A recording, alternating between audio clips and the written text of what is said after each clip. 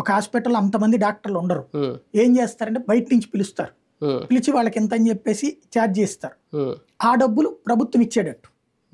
ఇప్పుడు ఆ హాస్పిటల్కి మొత్తం మెయింటెనెన్స్ ఇదంతా పెట్టుకునే బదులు, ఫర్ ఎగ్జాంపుల్ ఒక ఆపరేషన్కి ప్రైవేట్ హాస్పిటల్లో వచ్చేటప్పటికి 2 లక్షలు అయింది అనుకోండి, గవర్నమెంట్ హాస్పిటల్లో 50,000తోనే అయిపోతుంది.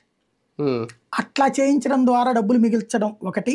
రెండవది ఏంటంటే ఇక ప్రైవేట్ హాస్పిటల్ మీద ఈ ఆరోగ్యశ్రీ సమస్యలు, ఈ వివాదాలు, బిల్లులు గొడవ రాకుండా చూసుకునేటటువంటి ప్రయత్నం చేస్తున్నాడు అన్నటువంటిది వినబడుతున్న మాట. ఎంతవరకు వాస్తవమో తెలియదు కానీ నేను విన్నటువంటి మాట అయితే జిల్లాకో లేకపోతే మండలానికో ఒక హాస్పిటల్ని, అంటే ఈవెన్ ఈ ప్రైవేట్ హాస్పిటల్లో దేన్నన్నా సరే, అంటే ఇప్పటిదాకా ఇన్ని హాస్పిటల్స్ని ఆరోగ్యశ్రీ హాస్పిటల్స్గా గుర్తించడం బదులు ఇప్పుడు వాళ్ళే పద్దాక మేము వదిలేస్తాం అంటున్నారు కదా.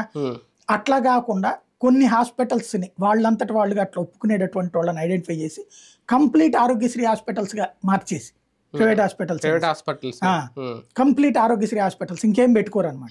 అయితే గీతే ఓపీ చూసుకుంటారు. అంటే అన్ని హాస్పిటల్స్ కి ఈ ఫెసిలిటీ ఉండదేమో, కొన్ని ఎంచుకుంటారేమో. అదే ఎంపిక దాంట్లో ఐడెంటిఫై చేసి అక్కడే క్రౌడ్ పెరిగిపోద్ది కదా.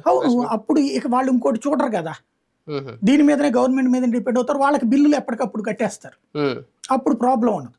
ఇప్పుడు ఏమవుతున్నది, ఇందులో పొలిటికల్ అబ్లిగేషన్స్ అవుతున్నాయి, దాంట్లో పొలిటికల్ అవగేషన్స్ ఉన్నాయి. ఇప్పుడు యాక్చువల్గా నేను గ్రహించినటువంటి పాయింట్, ఇందులో నేను ధృవీకరించను కానీ, ఎక్కువ హాస్పిటల్ తెలుగుదేశం పార్టీ సింపథైజర్స్ వాళ్ళ హాస్పిటల్స్ ఉన్నాయి.